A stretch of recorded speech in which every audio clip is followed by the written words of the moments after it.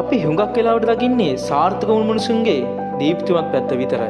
හැබැයි ඒ පිටුපස තියෙන කඳුළු, කැපකිරීම සහ ප්‍රතික්ෂේප වීම අපි දකින්නේ නැහැ. ලෝක ප්‍රසිද්ධ ජැක් මා ගැන හිතන්න. ඔහු රැකියා 30කට වඩා ඉල්ලුම් කළා. ඒ හැම එකකින්ම ඔහු ප්‍රතික්ෂේප වුණා. අඩුම තරමේ KFC එකට ආපු 24 දෙනාගෙන් 23 දෙනෙක්ම තෝරගනිද්දී ප්‍රතික්ෂේප වුණ එකම කෙනා ජැක් මා විතරයි. ඔබ අද ඉන්නෙත් ඒ වගේ තැනකද? හැමෝම ඔබට බෑ කියනවා. පුද්ගල ජීවිතය ජය ගන්න නම් මේ කරුණු තුන ඔබේ ජීවිතයට අදම එකතු කරගන්න. අංක 1. අසාර්ථකත්වය පාඩමක් කරගන්න. අසාර්ථක වීම කියන්නේ වැටීමක් නෙවෙයි. ඒක ඔබ යන ගමනේ ලැබෙන නොමිලේ දෙන ගුරුකල්පම. අංක 2. කුඩා පියවර තබන්න.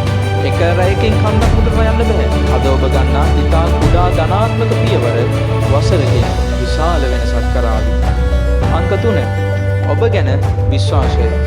ලෝකයේම ඔබ විශ්වාස නොකරන වෙලාවක වුණත් ඔබව විශ්වාස කරනවා නම් ඔබට පරාජය කරන්න බැරි බාධකයක් මේ ලෝකේ නැහැ.